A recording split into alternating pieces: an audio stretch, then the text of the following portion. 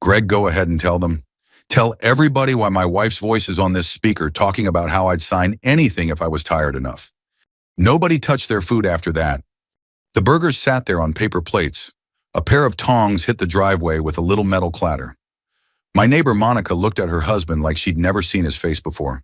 Leah, my wife, had gone so pale I thought she might actually pass out right there beside Greg's grill. And me, I stood there in our little cul-de-sac in Maumee, Ohio, holding a plastic cup of warm Coke like it was the most normal Saturday in the world. That was the end of it. But it started 11 days earlier on a cold Tuesday night in March when I came home from Indianapolis and found a condom wrapper tucked under my pillow. Not on her side of the bed. Mine. I'm Dan Mercer. I was 46 then, born and raised around Toledo. I manage regional operations for a commercial HVAC company, which sounds fancier than it is. Mostly it means long days, job sites, vendor calls, and the kind of business trips where you eat bad chicken at airport bars and sleep in hotels that all smell faintly like bleach and old carpet. I'd been married to Leah for 6 years. We bought our house in Maumee in 2021, a 3-bedroom place with a small fenced yard, a creaky linen closet, and a back patio I kept meaning to redo. It wasn't some dream mansion, just a good house. The kind of house a man feels proud unlocking after a long trip. The kind you pay for month by month and fix with your own hands. That Tuesday, March 10th, 2026, the air still had that late winter Ohio bite to it. Not snowing, not warm, just damp and raw enough that the cold sticks to your jacket. I got home a little after 7 with a roller bag, a garment bag, and that stiff-necked, road-weary feeling I always had after driving back from Indianapolis. Leah's car was in the driveway, but she wasn't home. I remember that because it struck me as odd for half a second. Then I thought maybe she'd ridden with somebody, maybe gone to Target with her sister, maybe I was just tired and noticing stupid things. I unlocked the front door and walked into the usual smells of our house laundry detergent lemon cleaner, the faint coffee scent that always seemed to hang around the kitchen. But there was something else mixed in that night, a cologne I didn't know, not strong, just enough to make me stop halfway down the hall and sniff once like a dog trying to place a scent. I stood there listening. The house was quiet except for the clock in the living room. Tick, tick, tick. I carried my bag upstairs and set it by the dresser. The bedroom looked mostly normal, but that's the thing about a room, you know that well. You can feel when something's off before you can name it. The comforter was smoothed too flat on one side and bunched at the foot. My pillow was pushed a little farther toward the center than where I usually left it. There was a faint ring from a glass on the nightstand, and Leah hated rings on wood. She would wipe those up before they even dried. I told myself I was being ridiculous. Then I pulled back the pillow. There it was, a torn gold wrapper crumpled once down the middle, half hidden against the fitted sheet, like somebody had shoved it there in a hurry and missed. I just stared at it. My first feeling wasn't anger. It was blankness, like somebody had cut the sound in my head. I picked it up between 2 fingers and turned it over. I knew what it was. Of course I knew, but part of me was still waiting for my brain to come up with another explanation. A gum wrapper, some weird sample packet, anything. It wasn't. That bed was ours. We bought it the year we bought the house. I remembered wrestling the headboard up the stairs with my brother-in-law, remembered Leah standing in the doorway, laughing because we'd measured wrong the first time. I remembered lying against those pillows on Sundays watching football, my knees up her feet under my leg, because she was always cold. And now I was standing there holding proof that another man had been in it. I sat down on the edge of the mattress so hard it squeaked. I must have stayed like that for 10 minutes, maybe longer. Jacket still on, shoes still on, just staring at the floorboards. There are moments in life when your body knows something before your mind can bear it. That was one of them. I started noticing everything after that. The sheets smelled freshly washed, but underneath that, the cologne was still there. The room felt aired out like the window might have been cracked earlier. Even the hamper looked wrong, too neatly packed down, like somebody had shoved a load deeper to make the room look tidy. My first real thought was simple and humiliating. How long? Not who, not why. How long had I been the last one to know? I put the wrapper in a Ziploc bag from the bathroom cabinet. I don't know why. Instinct, maybe. Then I went downstairs, poured myself a glass of water I didn't drink, and stood at the kitchen sink looking out at our backyard while the light faded. Leah came home around 8:15, carrying 2 Target bags and a pharmacy bag tucked under one arm. She pushed through the door with her usual little huff from the cold and smiled when she saw me. "Oh, good you made it back," she said. "I thought traffic might be awful." She set the bags on the counter. Her hands shook a little when she dug in her purse for her keys, though she didn't need them anymore. Just a small tremor. Easy to miss if you weren't looking straight at it. I was looking. "Traffic was fine," I said. She came over and kissed my cheek. Not my mouth, my cheek. "How was Indy?" "Same as always." I watched her face when I said it. Nothing huge. No movie villain guilt. Just a quick flicker in the eyes like she was checking whether I knew something. She asked if I'd eaten. Asked if the hotel was decent. Asked if I had another trip coming up next week because she was trying to keep track. That landed in my chest with a dull little thud. Leah had never once in 6 years tried to keep track of my travel unless she needed the calendar for something. I answered everything like normal. I even helped bring in one of the Target bags. That night I lay awake next to her while she breathed evenly into the dark, and I went over every possibility a grown man does when he does not want to believe the ugly one. Maybe it was old. Maybe a friend had been in the room for some bizarre reason. Maybe I was tired enough to lose my mind. But deep down I knew. Around 5:30 the next morning, before she was fully awake, I made my decision. I wasn't going to confront her with a wrapper and a hunch. I needed proof. Real proof. The kind that shuts every side door and every lie before it starts. So after work, I drove to Best Buy in Toledo and bought a small camera and an audio recorder. Nothing fancy, just enough. And because I already hated the sound of my own voice that week, I came home and told my wife I had to head to Cleveland early Thursday for an overnight supplier meeting. She looked disappointed for half a second. Then she covered it too fast. By Thursday morning, I was backing out of our driveway at 8:14 with a travel mug in the cup holder and an overnight bag in the passenger seat. I waved at Leah through the front window like any other husband leaving for work. At 8:20, I was parked 3 streets over near St. Joan of Arc Engine, off hands freezing around my phone, waiting to see who thought my house belonged to them. I sat there in that parking lot longer than I cared to admit, watching nothing happen. At first, I kept checking the time every couple minutes. 8:25, 8:32, 8:47. The heater in the truck clicked on and off. A couple cars pulled in and out of the church lot. Normal life going on all around me like nothing in the world had shifted. After about an hour, doubt started creeping in. Maybe I'd overreacted. Maybe the wrapper really was old.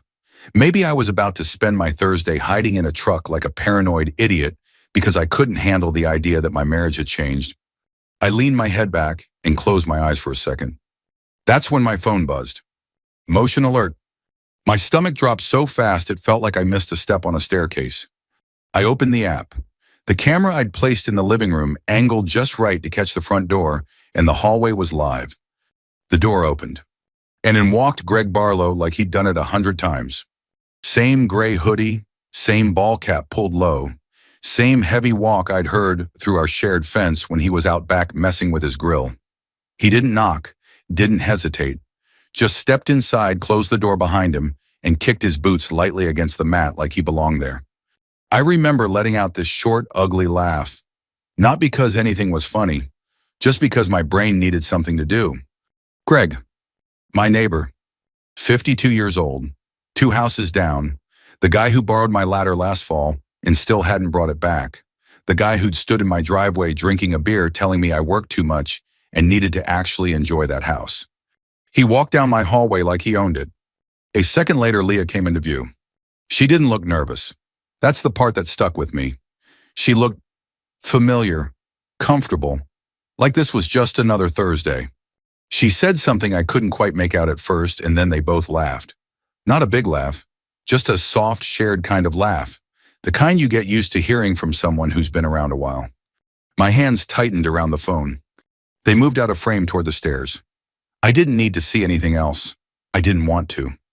The audio picked up their footsteps, the creak of the second stair that always creaked no matter how you stepped on it, and then the low murmur of voices drifting down. I almost started the truck. I almost drove straight back and put my fist through my own front door. I even grabbed the keys. Then I heard Greg's voice again, clearer this time. So when's he signing that stuff? Everything in me went still. Leah answered casual as anything. He will. You know how he gets when he's tired. End of the day, he just wants it done. Greg chuckled. Yeah, I noticed that. Guy signs like he's swatting flies. They both laughed again. Something in my chest didn't break. It hardened. They weren't just sleeping together. They were talking about me like I was, what, a formality, a step in a plan, something to work around. Greg went on, his voice drifting in and out as they moved around upstairs. You really think he'll go for selling the place? If we frame it right, Leah said. He's been talking about being burned out. We just lean into that. We, not she. We. I stared at the screen, but I wasn't really seeing it anymore. I was hearing every conversation Leah and I had had over the last few months playing back in my head with a different meaning. You've been working too hard, Dan. Maybe we should think about simplifying. What would you do if you didn't have to travel so much?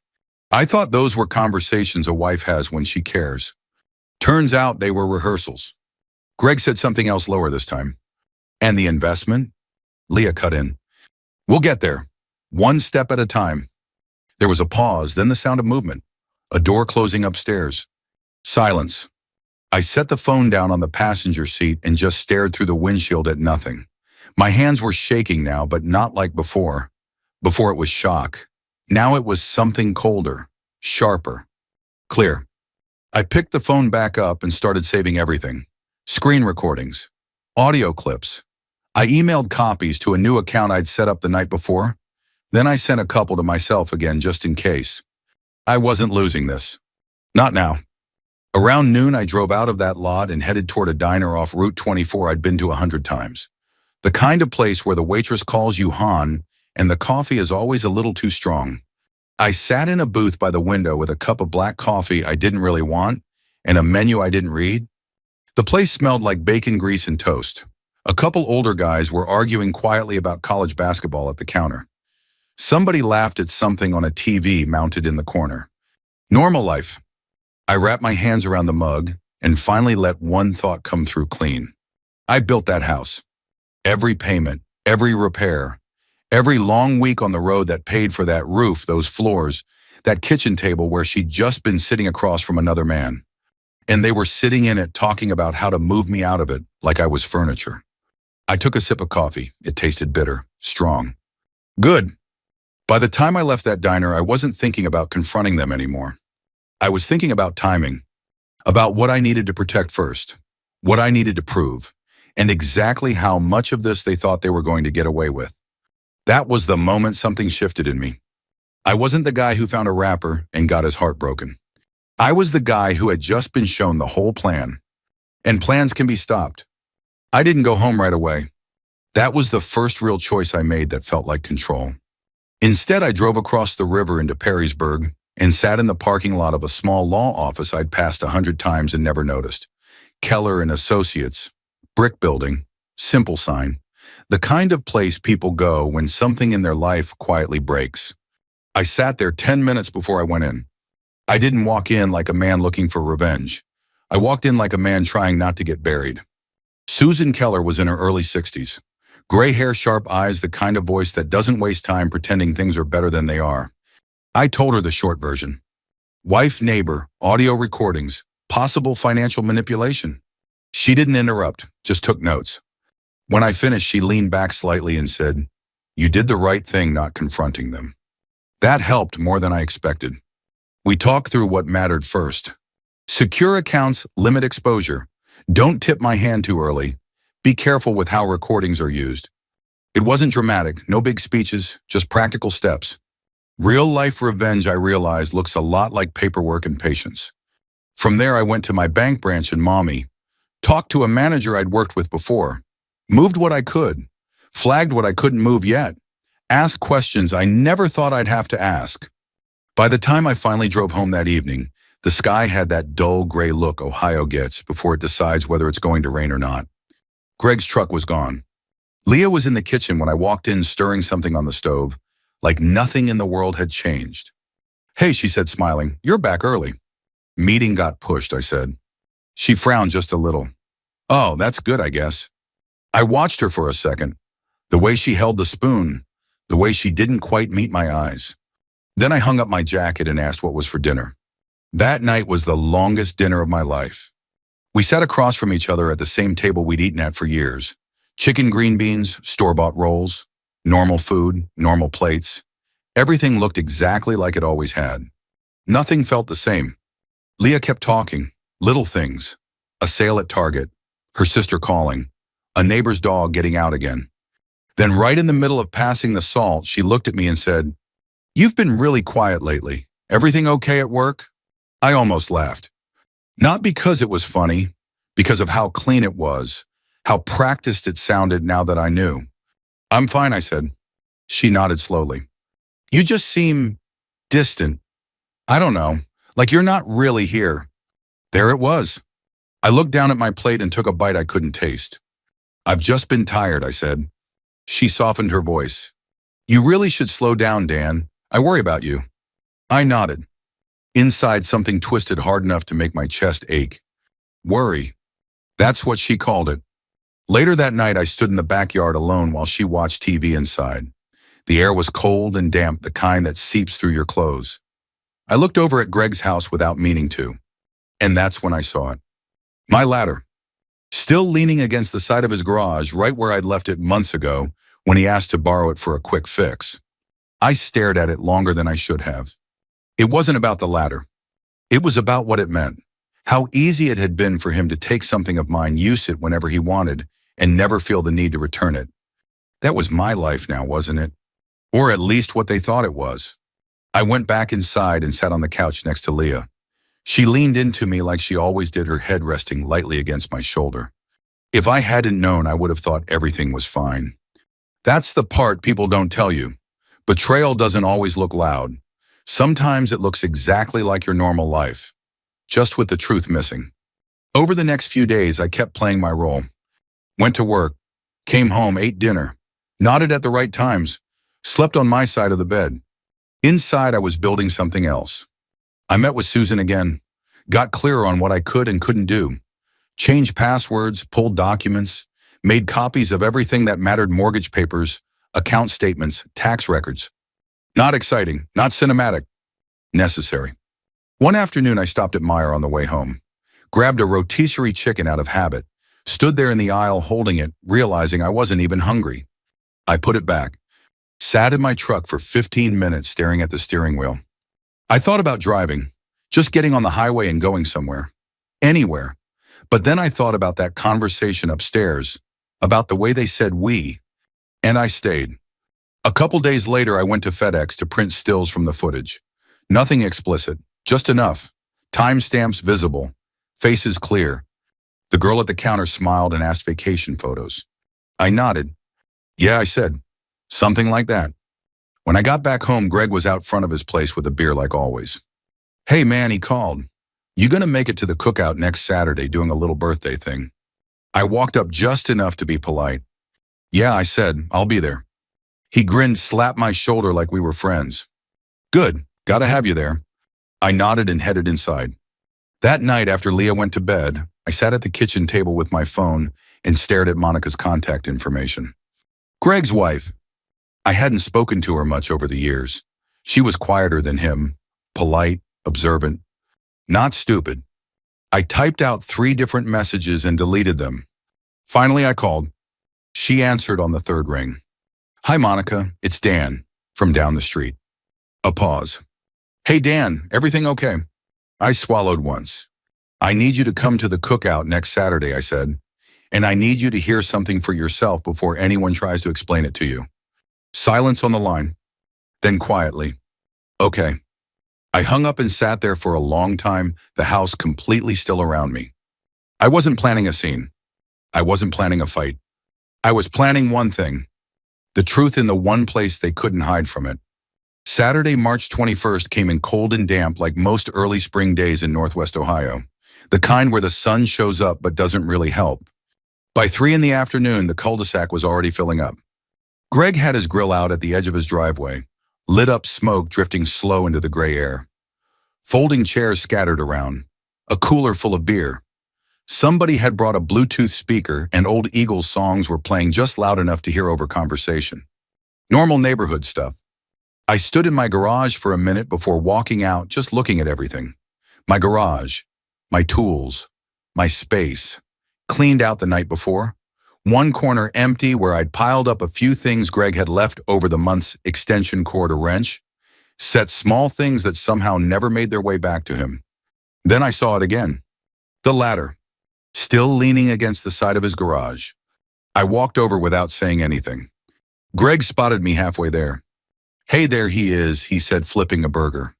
"Birthday boy says you made it." I didn't answer that. I just grabbed the ladder. He frowned a little. "Hey man, I still need that." I lifted it off the siding and turned toward my house. "No," I said, "you don't." I didn't raise my voice, didn't stop walking, just carried it back across the driveway and set it inside my garage. That was the first thing I took back. When I came out again, people were already gathered around Greg's grill. A couple neighbors from 2 houses down, old Mr. Hanley and his windbreaker, the Johnsons with their grandkids running in circles. Monica stood off to the side, hands in her jacket pockets, eyes moving more than usual. Leah was near the patio table laughing at something someone said. She looked relaxed, comfortable, like she always did in a crowd. For a second, I just watched her. Then I walked over and picked up a plastic cup from the cooler. Coke, warm already, didn't matter. Greg handed me a beer anyway. "Come on, man, it's a celebration," he said. "I'm good," I replied. He shrugged and went back to the grill. The smell of burgers and charcoal filled the air. Someone cracked open a can. Psst. A kid dropped something and started crying. Normal sounds, familiar sounds. I waited. That's all I did. I waited until enough people were close, until the noise settled into that steady hum where everyone's half listening to everything.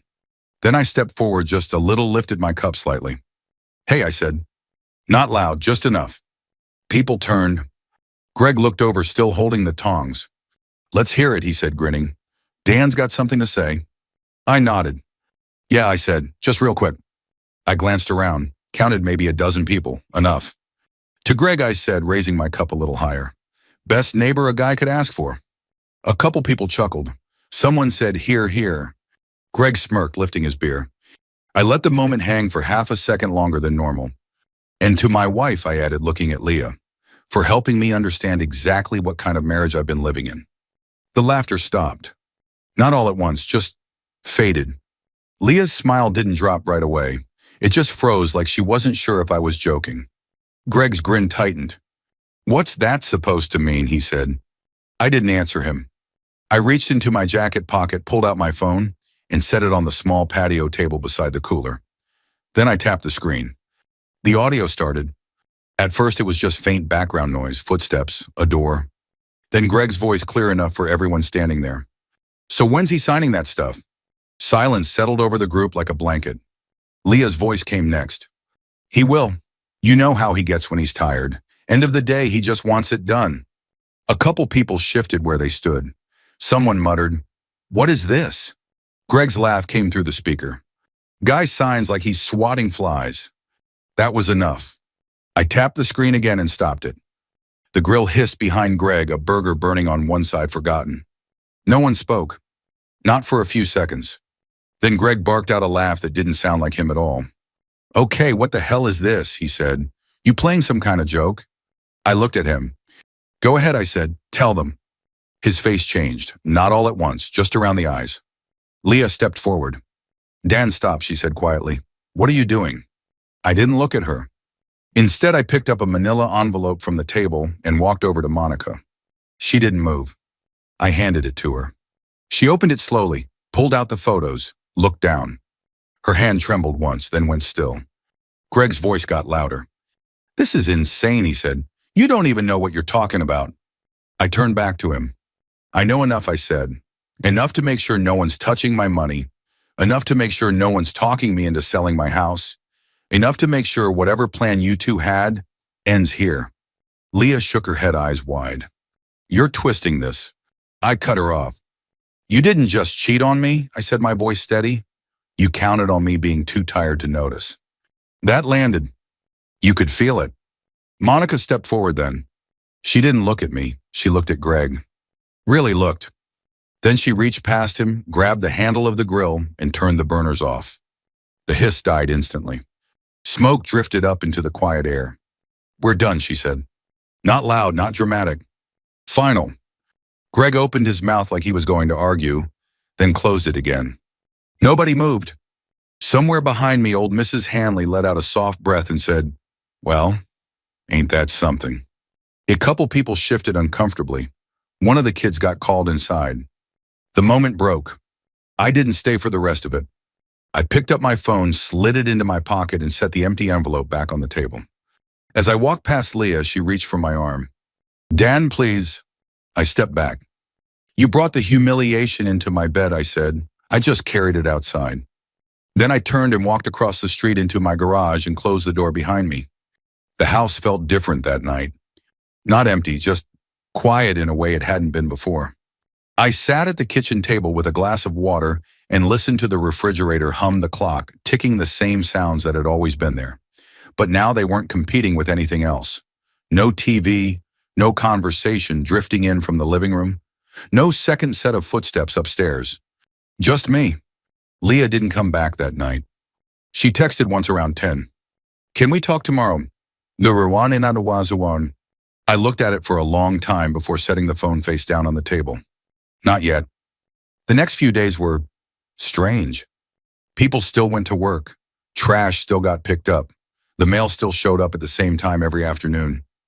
Life didn't pause just because something in mine had cracked open. But the neighborhood changed. Not in big dramatic ways, in small ones. Greg's driveway stayed empty more than usual. When his truck was there, the garage door was down. No music, no grill, no loud voice carrying across the yards. Monica came by once 2 days after the cookout, knocked on my door late afternoon. I opened it, not sure what I was going to say. She stood there with her hands in her coat pockets, looking tired in a way that didn't have anything to do with sleep. "I listened to all of it," she said. I nodded. "I'm sorry," I said. She shook her head a little. "Don't be," she replied. "I needed to hear it." We stood there in the doorway for a moment, two people who hadn't really known each other before, suddenly connected by something neither of us asked for. Then she gave a small nod and walked back down the driveway. That was it. Leah moved out by the end of the week, stayed with her sister over in Findlay. She came by once while I was at work and took some clothes, a couple boxes, left her key on the counter. No note. I didn't chase her. There wasn't anything left to chase. The practical side of things took over after that.